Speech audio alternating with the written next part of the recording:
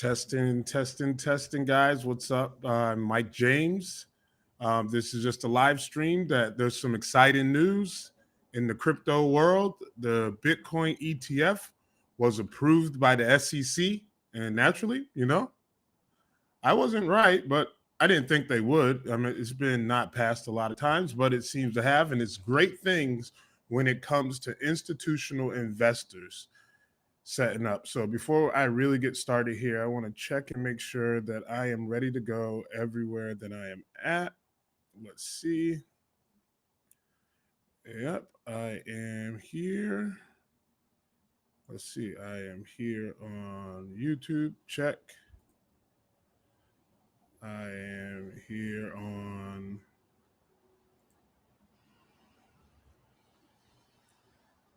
let's try it out. Testing.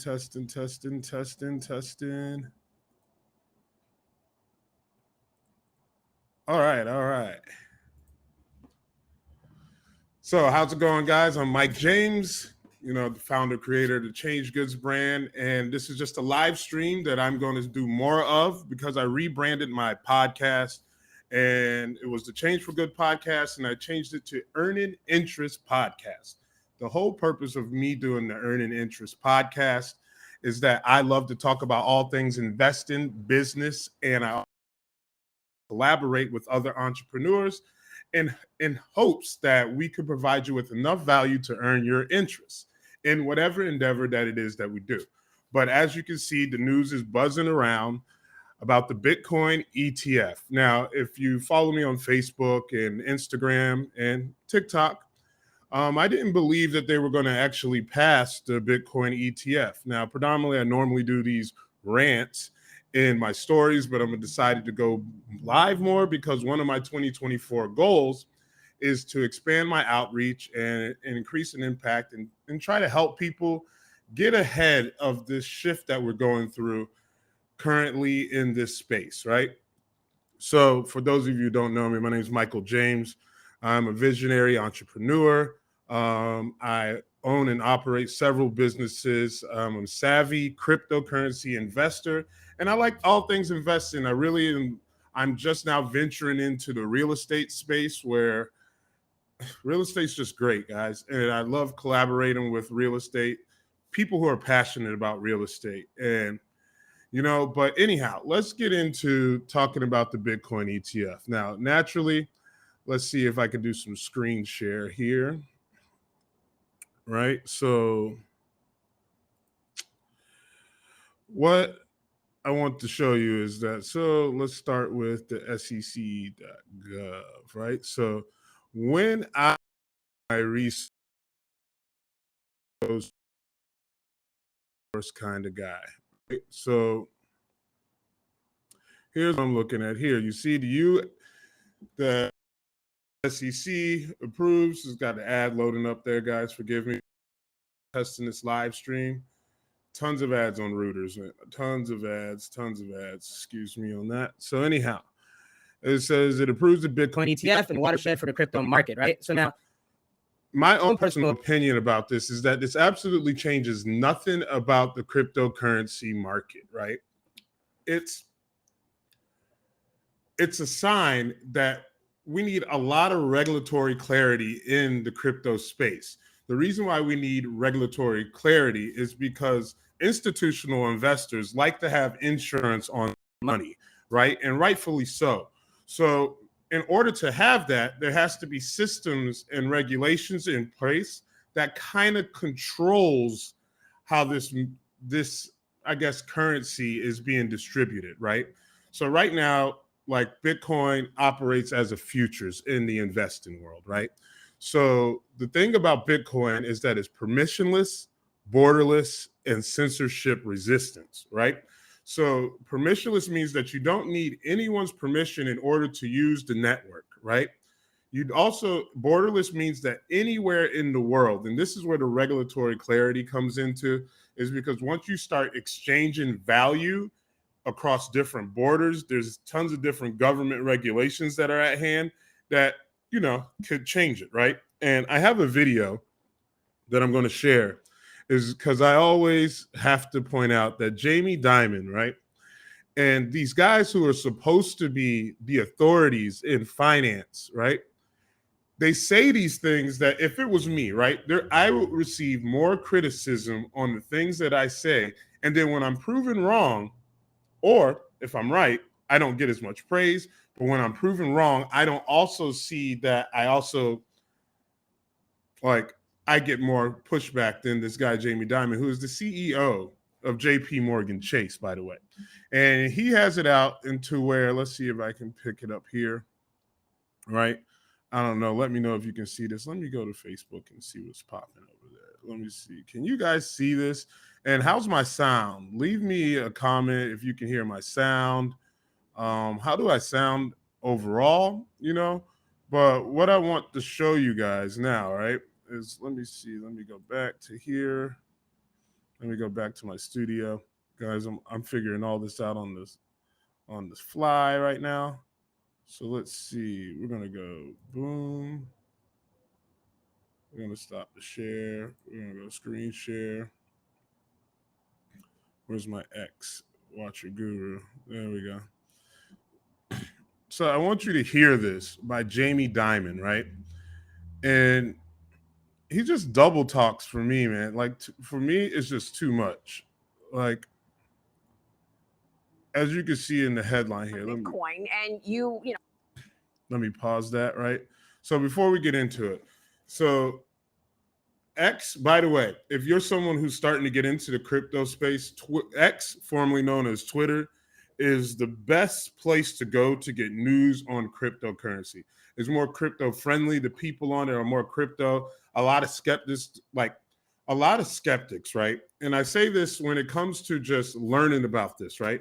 Don't even take what I say as if like it's gospel.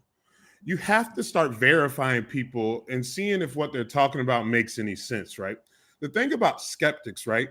They operate from a place of egomaniacal delusion, right? And it's like, and what I mean by that is that everyone assumes that the education that they have was enough, right? And it seems like, and the more and more you start realizing these things is that there's so many holes you can poke out on, like even like Jamie Dimon, right? Credible, has tons of credibility, right?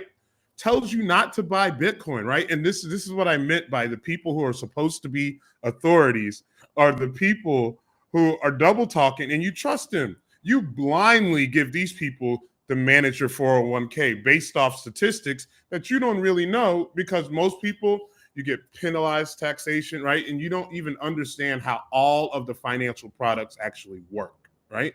And then so this is my problem that I have with social media, which is why I normally go on my rants and stories, right? Is because I'm not adjacent to pushback, right? And I don't oppose to it, right? Is what I mean.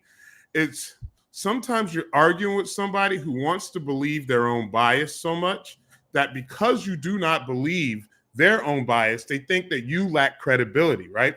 And it's the same thing. And this doesn't apply to everything. It just applies to most stuff. And the more and more I start to think about these things and how a lot of people are just so emotionally caught up in the information that they believe they know is the truth, right? And this is not into some conspiracy thing. It's just like, just imagine if you went to school, right? Think about things like nutrition and the food pyramid and the things you learned about it now, right? And then you start understanding the USDA and then understand. And I get it from the perspective that the people who are educated, right, where they try to say, but you need some kind of regulation on these things, right? Yes, but just because there's regulation does not mean that it's free of any type of text message here, guys. It doesn't mean that it's free of any type of exposure, right? Or corruption, right? It's not absent of corruption. So even though there's a rule in the 48 laws of power that once you believe your delusions so much that it's going to be hard to even begin to try to convince you otherwise. Like you could sit there and be walking in the wrong direction and then someone could come along and say, hey, I've already been that way and you probably shouldn't go that way, right? Instead, what we have on the internet is tons of people who hasn't even looked, right? And then I tell all of my friends, all my entrepreneur friends that I hang out with, is that in the movie The Big Short, one of my favorite things and my takeaways from it is in that episode where Steve Carell, and I'm really bad with actors' names, but so it's like Steve Carell, and that might be the wrong name. Steve Carell and Ryan Gosling, I believe the guy's name is, right? And whoever's narrating it. But it was like these guys set out to do something that no one else would do because they were telling them to short the real estate market, right? And this even goes into the current situation with real estate and how people want to believe their own bias, right? If somebody who works in real estate, right, and that's their main source of income, their bias is they need people to buy and sell. So they'll use tactics that's whether either they're trying to bully you into making a decision, they would try to use talking points that create scarcity and urgency in order to get a sale because they need to feed their family, which I also understand. But you as an adult individual making decisions need to have your own, what's the word I'm looking for? You need to have your own, I guess I want to say you need like your own operational security measurement, right? Discernment. There it is. You need to use your own discernment to where you can make your own decisions, right? And like, just like when I'm going to let you hear this video real quick. Let me pause and let you hear this video. It's only 31 seconds, right? And this is Jamie Dimon talking about how he has concerns over the Bitcoin ETF, right? And this guy, and this is where the bias comes in, right? When the old money, right? And this is like even people I grew up with. I'm 40 years old, and this is a message that I have for every single person who ever operates from this place, right? Like I remember growing up listening to the older people be so bitter about how when I was younger, how they would do it. And now I watch people I grew up with in their 40s who are just as bitter about the way the younger generation is doing their thing, right? That is the future, whether we like it or not. Everything that comes into fruition, and then people have these talking points where they're speaking from the elders' perspective because the only thing that people who refuse to change and grow have is seniority, right? And they hold on to that. And that's part of that brotherhood that people use all the time, that just because I'm older, I'm wiser. You could just be a person who's been an idiot for a long time. Or just because you've seen a lot of stuff, there's people who do the same habits over and over again and in the same spot, same failures. And maybe it took them 20 or 30 years to get there to where they were at. And who's to say that, hey, you just got a job that was good and you haven't been eating like that your whole life? I know people who's been on it since they were 20, right? They're 40 years old now and they're still on it, right? So anyhow, when you hear this, it's just, as you can see, it says JP Morgan is an authorized participant for BlackRock's spot coin BTF, right? So just above that is just in, he says no value, right? Which is incredible for someone who works in the finance space to say something that egregious, right? It has no value. The Security and Exchange Commissions, the fact that all these people are looking into it, there's value there. Other than the original people, like the real people who's going to eat off this are the original people who were hip to Bitcoin at the beginning and held for 12, 13 years. It's going to outperform an entire company's 401k. Just in general, right? With your company, your 401k, every person you worked with, these people, if they were consistent or mining it and getting it for free, you don't know. That's what they have the problem with, though. And this is what I like about it. You don't have the social proof, right, that people need to verify that they're financially opulent, right? Because not everybody needs to show you how much money they have, right? Let me tell you why people want to know how much money you have, right? They either want to add this narrative on how philanthropic you can be with it, right? Nobody should have that much money. You hear those talking points all the time, right? This is why they want to know how much you have. Like, I don't even care who people vote for. I don't care how much money they have. You know, the telltale signs will always be there, right? And then so anyhow, what I want you to realize is that the thing that it's not that the sex trafficking, the tax avoidance, and the money laundering and the terrorism finance is what it's for, right? It's for that the original people who started using Bitcoin the way that it was supposed to be. Remember, permissionless, borderless, censorship resistance, right? Why is that so? Is because you don't need anyone's permission. Hold on, let me let this garbage truck go by, guy. My office is out in my garage. And I got to be mindful of that when I do my live streams. But anyhow, it's almost done. So anyhow, after this truck goes by, I'm going to play this JP Morgan as an authorized participant, right? So I just want you to hear this, right? All right, so now this should be out of the way. Let me know if you can hear this or not. There's also new regulation coming on Bitcoin, and you famously said recently that you would shut it down if you were in government. Can you give us more clarity on that? Yeah, what I was also pointing out is that the actual use cases are sex trafficking, tax avoidance, anti-money laundering, terrorism financing. It's not people just buying and selling Bitcoin. There's no value to if you're buying and selling Bitcoin. A lot there.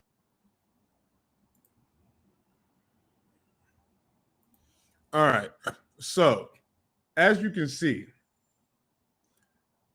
can you not do all those things with money, right? And this is where I was saying about the egomaniacal delusion, right? Criminals will find a way whenever they have a way, right?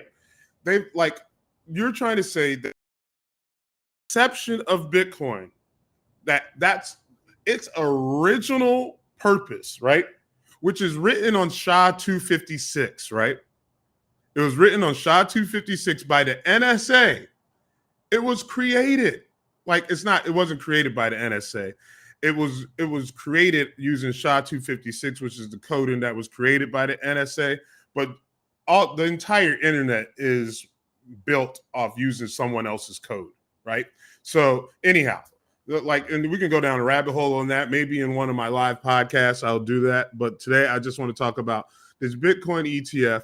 And then just Jamie Dimon, he double talks. And he's just somebody who just doesn't, he's more dishonest. I wouldn't do business because I remember when the truckers in Canada, just watch his behavior, right? He wants to censor people by controlling their finances, and not in some kind of dystopian conspiracy theorist kind of way. I mean that because he's in a position to hold all the cards, he can say things like that, right? It's just like when Kanye West was saying all that wild stuff that Kanye says, right? It's still the fact that he shouldn't have his assets froze because he said something like that, right? And as you can see, I wish that there's a picture that I can pull up of when that happened, when they froze Kanye's assets. He put on the hat. He took a picture with Bitcoin, right? And it's because he shifted some of his money into Bitcoin because you didn't need permission and you couldn't be censored with Bitcoin, right? So there's the value in it instantly. You want to know what the value of Bitcoin is, right? Let's refract back to the Ukraine-Russian war, right? Remember when Russia first had invaded Ukraine and everyone was trying to evade Ukraine and get out of town, right? There was lines. There was videos of lines in front of ATMs. The banks were closed down. Why? Because everybody's fleeing the country because there's a regime coming in to engage in war, right? Do you know what they used in order to get funds to the people in Ukraine? It's easy to point out the cons, but you have to also look at the pros, right? There's African farmers, right, who don't have access to financial products because they're either surrounded by corrupt regimes. Their government controls everything, right? And so, and this is one of those egomaniacal delusional things that Americans have, right? And this is not anti-American, because many people operate from taking the privilege of being American all the time. And people don't like privilege, all this other stuff, bunch of crybabies. But anyhow, what I'm trying to say is that it's a privilege to be American, right? Because it's easy to find success here, even at its worst. Like, and I'm not saying this as a person, because I personally don't believe I've reached my height of success that I am going to reach. What I'm trying to say is that this is the land of milk and honey, and we have so much opportunity. The Bitcoin ETF is absolutely not going to change anything about the Bitcoin protocol. But what I do believe, though, this is going to highlight quantum computing as a necessity, right? Because in order to control the Bitcoin network, right, you're going to have a computer that can go through all these cryptographic structures in order to hack the code, right? And this is going to be later. Like once they start, the regulation comes in, right? They're going to start picking apart the code, right?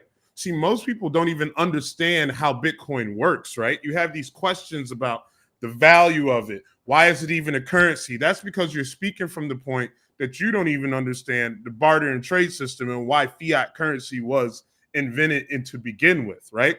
It's because essentially, right, like here's the reason why fiat currency was created.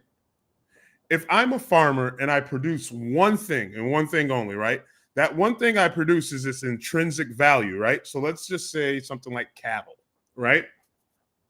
So my trade and barter is I would have to go to someone else who provides a service. Now, the thing about this, now, this is controversial and people have tons of different reasons behind it, but this is essentially how commerce is created, right? And no matter what, and when people say that everybody deserves a home and things like that, right? You would have to build your home, right? Every person, like, there's a certain entitlement that you don't have from birth. Like, you can see it in the animal world. Like, every animal doesn't come equipped with their own home, right? They either build it themselves, it has the structure that they have, and then other creatures come in and take it, and that's the vicious cycle of it, right? We as humans have a different mindset on things, right? We have civilization, right? To where we come together with governance and make decisions, right? Fiat currency is like, so at the end of the day, if I have these cattle, right? And I'm farming and I need something from the person across the street who has a cotton field, right? And I need textiles from them, right? I can trade the goods and service from the cattle. I can trade meat. I can trade milk. I can reproduce and get other cattle as well, right? And then, like, after that, my value in the marketplace as a cattle farmer is greater than that of a cotton farmer, right? Because I have more use cases with the cattle than that, right? So right off the bat, there is no level playing field when it comes to whatever value it is that you have in the marketplace, right? And this is something that I think is controversial, which is eventually, I think once we have regulatory clearance on all of this cryptocurrency stuff, see, because, like, how do I say this? Because you have so much inequality in earning, and I think it's actually inequality in education, right? It all stems from inequality in education and kind of the support system, because as I said, again, the privilege of being American is that many people don't have the will to live. And what I mean is, like, people wake up and they take things for granted, right? And there's a lot of things you can do. Like, you could say eat the rich and all this other kind of stuff, but the rich guy is the person who started the business that gave you the job that you need the fair wage for, right?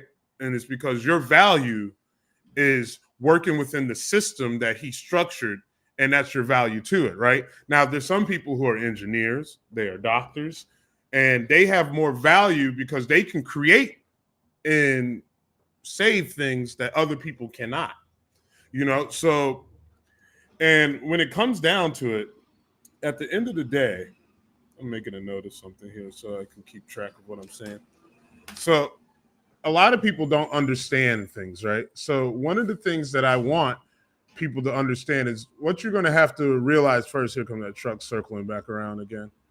But anyhow, I'm gonna still go for this. Let me know how it sounds, because I'm gonna go back over this and see it. I got about 15 more minutes on this live stream, and then I'm gonna go down. But anyhow, it's like, so the definition of an ETF, right? So let's say is an exchange traded fund, right? And so that means that it's going to be traded on the stock exchange, right? So the reason why it's important to know that you don't necessarily need the Bitcoin ETF to have access to Bitcoin. You just need it. Most people need it because they don't like having control over their own finances, right? And even people themselves, if a hacker comes, like, and I've never personally been hacked. I've used network protocols that have been hacked and lost with that, but my assets that I own in cryptocurrency, I have never been hacked. And I have an operational security thing that I do where I know how to log on, set up, make sure the computer or the device that I'm using and the network that I'm connected to is safe and secure before I do any trading on that, right? And if you're somebody who is interested in learning more about that, what you could do is just drop a comment on this live if you're either on Facebook, Instagram, or you can shoot me a DM. I'm launching a membership program. I'm also going to have a mini course that's just going to tell you how to get started, all the basics, everything that you need to know. But I have a membership program where we're going to meet every day, do these weekly live strategy calls. I'm going to show you how I research projects. I'm going to show you how I make decisions on what I'm going to invest in, what I'm not going to invest in, how I allocate my investment and dollar cost averaging and values in it. And a lot of people don't like that. I'm actually going to have access to even my mentor that I had and other people who are specialists that can help you get your finances right, help you find out how to get extra money.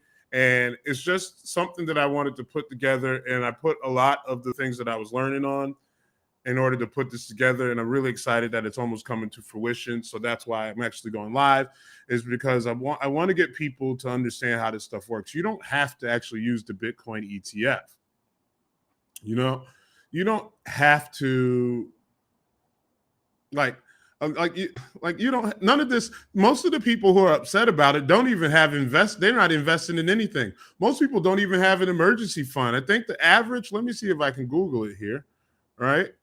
The average US household doesn't have something like $1,000 in an emergency fund, right?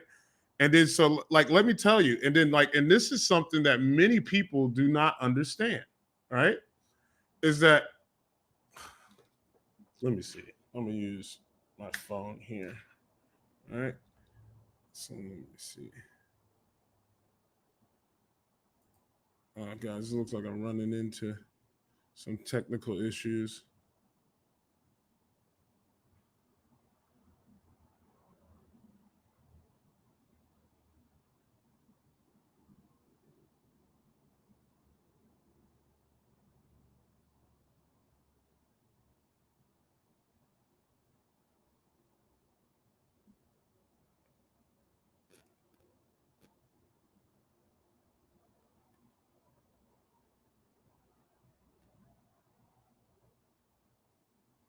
So right now, what I'm trying to figure out.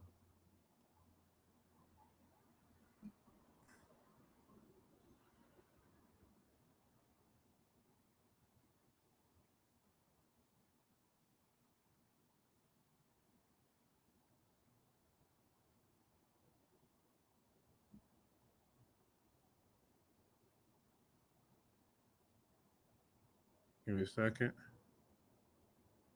See, I have my phone down for a reason.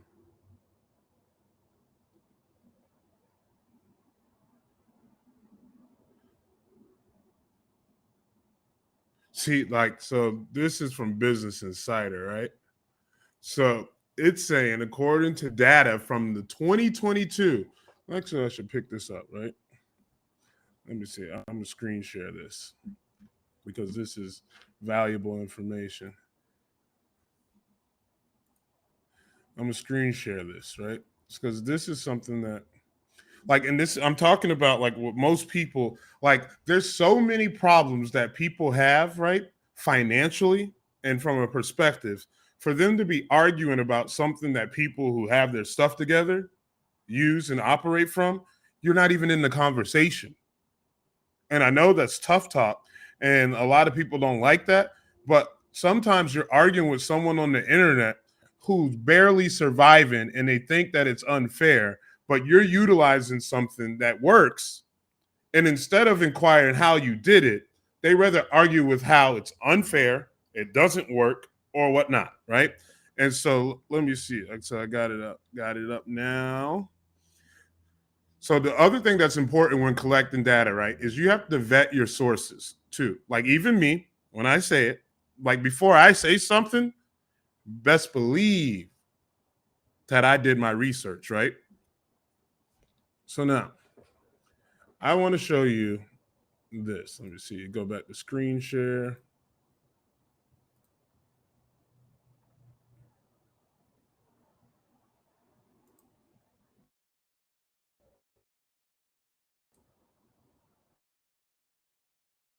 All right.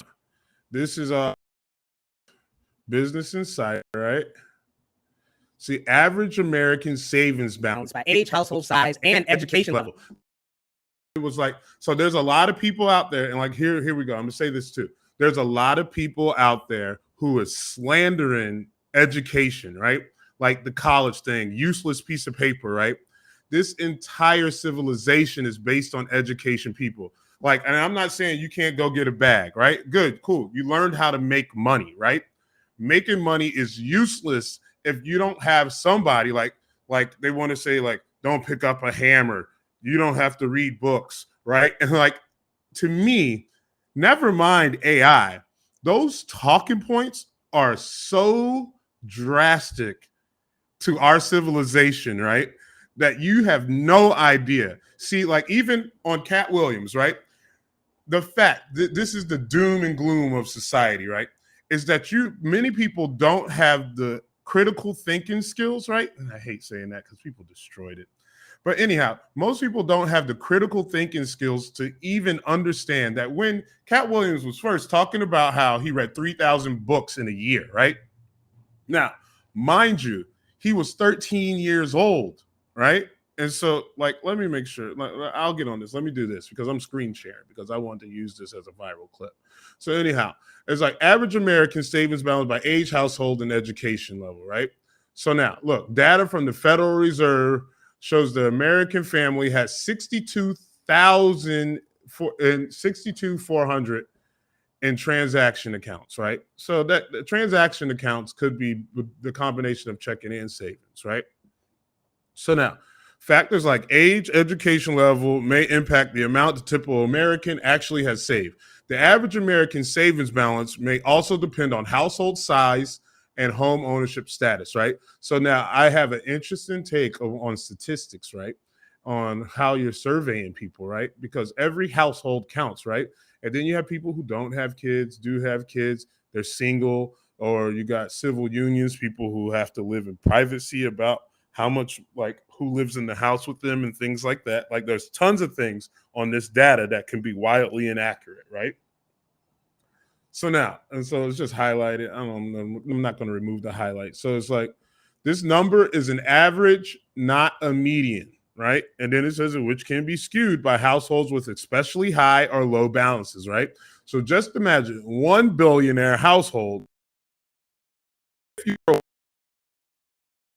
Let me make sure, right? If you're one of, I'm lagging over here, right? So let's see. So somehow I'm going through here to show you how to find out. See, so the survey. So I'm gonna click on the survey because this is how you vet your sources, right? You don't just read and then go on the internet and so this is legit. The federalreserve.gov, right? I don't know if you can see this. I'm not sure how my screen share works. Let me double check. Let me see how I'm looking over here. All right.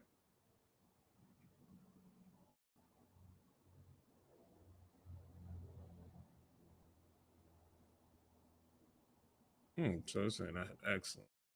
All right. So now let's see. What do I got going on here? 33 minutes. I'm gonna get out of here in 5 minutes. All right. So anyhow, but this is I'm gonna go live again because I like talking about this. I'm excited about this. All right. I forgot to take my messages off. So yeah, anyhow, so this is the federalreserve.gov. Like this, it doesn't get more accurate on information than this right here. I'll tell you right from the jump, like this doesn't get.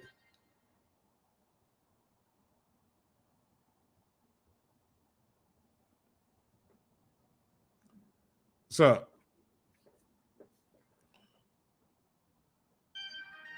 let me put this on. There we go. So anyhow, so it's like survey of consumer finances. The reason why I'm going to read this, right, is because this is actually the process that you should take when you're trying to gather information. Like all of this is going to be relevant and on why you should not be arguing with people on the internet, right? It's like, so the 2022 survey of consumer finances is the most recent survey conducted. Below are links to the bulletin, article, interactive chart book, historical bulletin, tables, full public data set, extra data set, replicate weight files, and documentation. How to get a notification of changes if you would like to receive notification, whatever, blah, blah, blah. Let's see. So now, no, don't blah, blah, blah. I'm just saying that I've already read that, and I know that it doesn't. So now, anyhow, right? So they got summary results, right?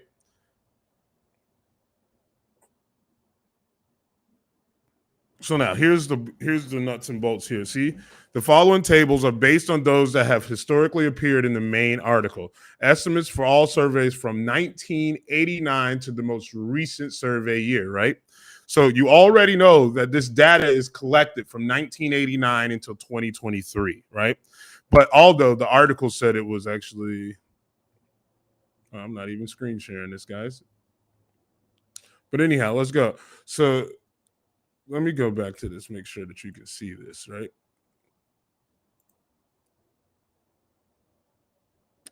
Let me make sure that you can see what I see. Do you see what I see?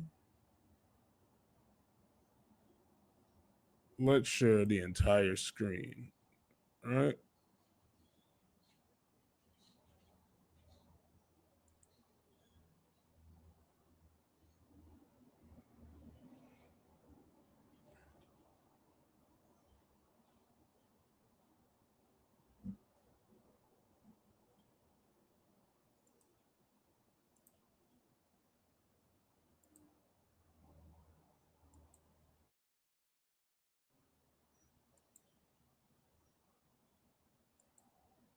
All right, so now let's go back to the top, right?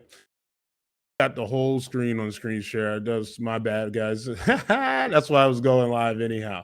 So anyway, so as you can see, this is from the federalreserve.gov up here, right, guys? So I just want you to realize that these are the places where you should, when it comes to investing in finances, you want to look at .gov websites. You want to look about business articles. Someone's going to give you some tax advice. Go directly to the IRS site. And I mean this, so go directly to the IRS site and read, right? So now, as you can see here, this data was collected from all of this from 1989 to 2023, right? So now I'm gonna go back over to this article here, right? So let me make sure I got this popping, right? Make sure. All right. So now look at this. So now it says average, not median, right? And that's an important detail to know when you're talking about statistics, right? This is important information that's vital, right? Is because a lot of people, the thing that is the worst thing to me about social media is that it allowed people's emotions to take over too quickly. And I probably get some flack for that. And what I mean is that it allows for people who just is super angry about something they didn't even read about, right? That they won't sit with information. And we need more of that. That's why I don't, even as an entrepreneur, I do not like the slander on college, right? What I like the most, like, because what you need from college is a collaboration of your peers, right? You need people who are on your level of intellect that's giving you pushback. Social media just allows anyone with a smartphone to download stuff and say whatever they want, right? And intelligent people actually do not mind pushback, they know how to navigate it, right? They don't get angry. They don't have to resort to name calling and all of that stuff. Like, to me, I already know when I'm arguing with somebody who's not on my level of intellect on how aggressive and emotionally invested they are in something, just because, and they don't even know me, right? So anyhow, so you're looking at the balance. So the average savings balance by age, right, is the age group you see under 35, $20,000, right? Now, I already know there's somebody watching this who does not have $20,000 in their savings account, right? And it's just, and this is where I go into when it comes to statistics, even when you get it from a credible source, right? There's somebody watching this who's under 35 who doesn't have 20, like average, right? And of course, it gave you this disclaimer up here, right? This is why, like, that number, right? This is an average, not median balances, right? So see, if you read that going into this, see, some people just go straight to the pretty pictures in the book, and then they log on, and then they start saying stuff, right? So then you like 35 to 44. How many people, because think about FHA loans, needing 3% down to purchase your home, and like all of these things that are necessary, right? So like this outlook, right? See, I don't believe, I'm not going to get into that. So then it's so as you can see, you got 45 to 50. 55 to 64. See, The older you get, more money you see, is because that allows for investments to mature. That's a lesson in investment there. Just looking at that. Just looking at the average savings by balance, it isn't just the longer years, right? That savings is like, I sold my house. I have and I lived in this house since then. I realized that I had $300,000. I'm going to put 71,000 into savings. I'm going to put or into a money market account, right? And it's just typical safe investments that people do, right? So see, average savings balance by household size. Kids and marriages tend to dramatically change, right? And then so you have single, no children, right? Average savings balance, right? See, and that's less, right? Like single with one or more child, that is wild, right? So that of that survey, that's wild. And it's not because kids are expensive, right? I know single people who spend more money, right, being single than a single mother with 3 kids. The only difference that the single person with kids is probably griping about is that they can't spend more of the money on themselves personally, which is also really important, right? Because you have to provide and help the children survive, right? And then so and I understand that. See, average savings by race, a large racial wealth gap. There's going to be some people that's going to be upset about just the mentioning of that, right? But there's some things that disproportionately are unbalanced from a standpoint that it goes larger and deeper than the surface level stuff that people know. And I'm with the smoke for that too. Let's see. So the average savings balance. So now I say all this just to go back to this. All right. So this is an article again, right? I showed you the Reuters one, right? And I showed you Reuters because Reuters make things more attractive. But as you can see, there's no ads on the .gov site is what I like. And I want the meat, not the bones, So I don't want you to see that how well you tracked my cookies while I'm trying to read an article, right? So now, first of all, Gary Gensler, right? You can go on YouTube, right? So this is what's funny, right? This guy also, let's see, he wrote this article, and this is his state. Today, the commission approved the listing and the trading number of the spot Bitcoin ETF traded product, right? So it says, I have often said that the commissions act within the law and how the courts interpret the law Beginning under Che Clayton in 2018 and through March 2023, the commission disapproved more than 20 exchange rule filings for the spot Bitcoin ETF, right? Or ETPs, right? So it says exchange traded product, right? So just to highlight this point right here in this, right? This is what I'm trying to tell people is that this isn't new. This is why I started investing in Bitcoin. It's because they were already expressing interest in it since 2018. That's when institutional investors and money started investigating Bitcoin, right?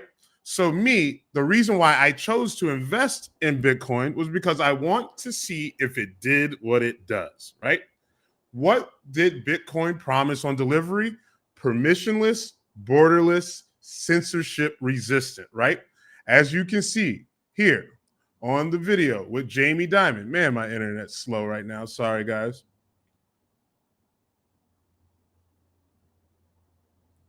All right?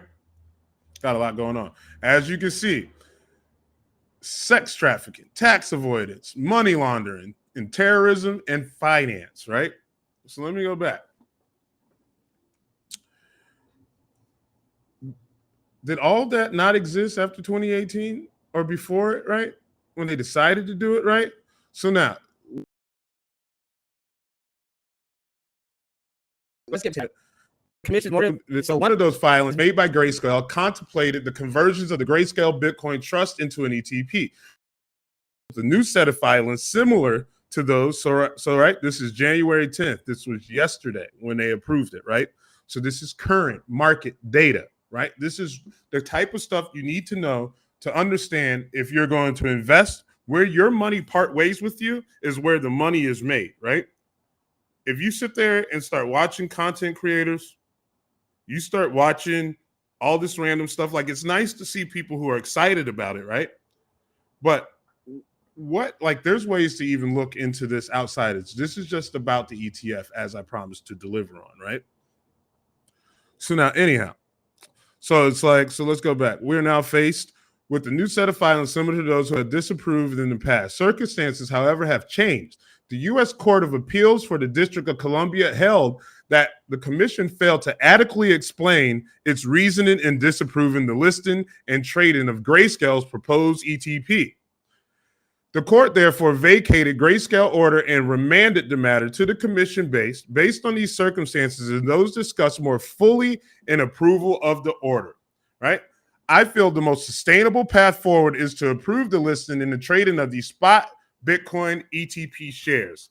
The commission evaluates any rule filing by the National Securities Exchange based upon whether it is consistent with the Exchange Act and regulations thereunder, right?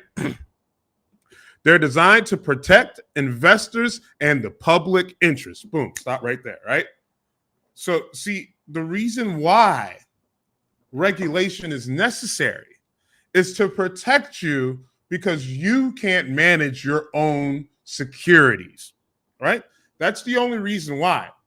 What Jamie Dimon is talking about, right, is that these people want to remain in control because this is a source that you trust, right? This isn't a conspiracy control thing, right?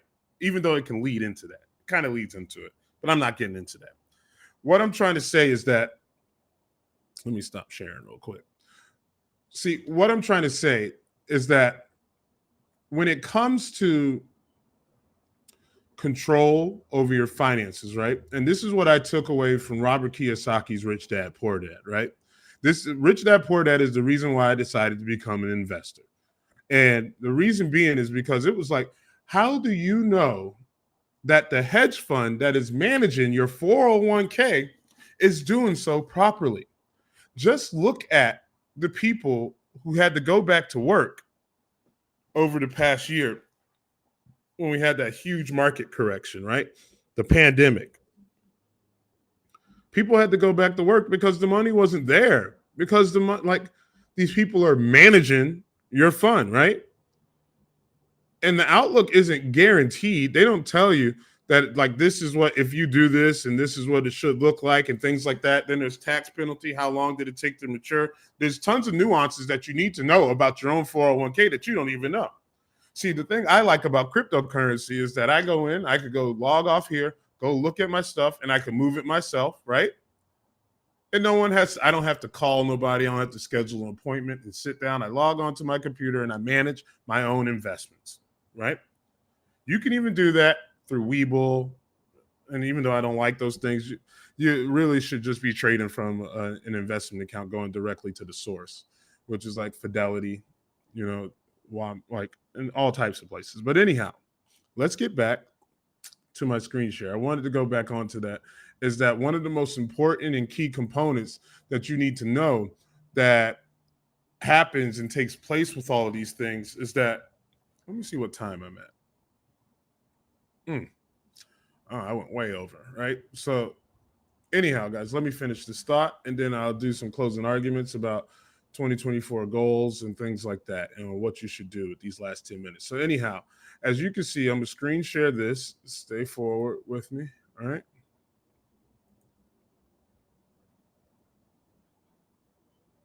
Did I do that right? Let me do it. No, I want the window. Turn the windows to the walls. So now, so it's like, so where were we? The commissions, let me see if I can get through this for you guys real quick. I'll do that. I can do that in less.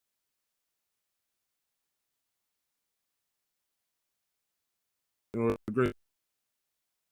All right. Publication. All right. So the commission in merit neutral and does not take view on particular companies, investments, or the assets underlying an ETP. If the issuer or a security and the listed exchange comply with the Securities Act, the Exchange Act and the commission's rule that the issuer must be provided the same access to our regulated markets as anyone else, right? So let's unpack that. Let me finish it. I'm going to unpack this later, and I'm going to do it in some short content forms, right? So it's like, importantly, today's Commission Act is cabined to ETP's holdings one non-security commodity Bitcoin. It should in no way signal the Commission's willingness to approve the listing standards for crypto asset securities, nor does this approval signal anything about the Commission's views as the status of other crypto assets or under federal securities law or about the current state of non-compliance of certain crypto assets market participants and the federal securities laws, as I've said in the past, and without prejudging anyone on the crypto asset in the vast majority, right? So I'm going to stop sharing there, right? So now, the most important takeaway that you need to know about that is Gary Gensler is also an educator at MIT, right? He educates you on blockchain technology. If you want a free gym, you can go on YouTube and actually take his blockchain course for free, right? He even talks positively about it with his students. He takes feedback and questions. Mind you, this is one of the reasons why I also believe it's important to be in the college settings, right? You're being instructed by the head of the Securities Exchange Committee, right? So, like, his bias is unbiased when he's educating, right? And I only say this because I watched it on YouTube and I hear what he writes. He writes that, but he also does give pushback in his class. But he allows for questions, right? Between his peers where they make educated, what is that called again? A hypothesis, right? And one of the things that I think that many people need to do when you're researching things is revert back to the 5th grade science project where they teach you that, right? That's why Are You Smarter Than the 5th Grader is a game show. Because most adults do not remember the 5th grade education level stuff, right? It's hypothesis, procedure, and in conclusion, right? You just do those things, right? What's your thing? I don't understand this Bitcoin stuff, right? Let me go to Facebook and find out what someone says about Bitcoin, right? And then another thing is no respect to anyone who's ever offered to me. I don't do the lunch thing is because I have tons of things that I have to do, and I can't sit down just to ask questions if it's not making me some money, right? So, and that's just my personality. But anyhow, Bitcoin ETF is here. Gary Gensler is the instructor. He said some things that are pretty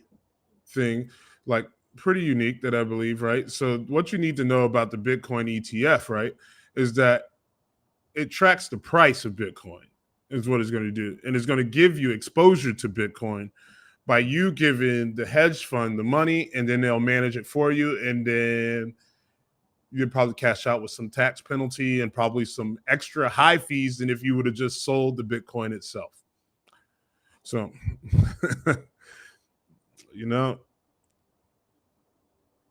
take it what you want. So now, in closing, I want to talk about AI, right? And how you need to get with it. You need to start playing around with it, not just doing pictures and stuff.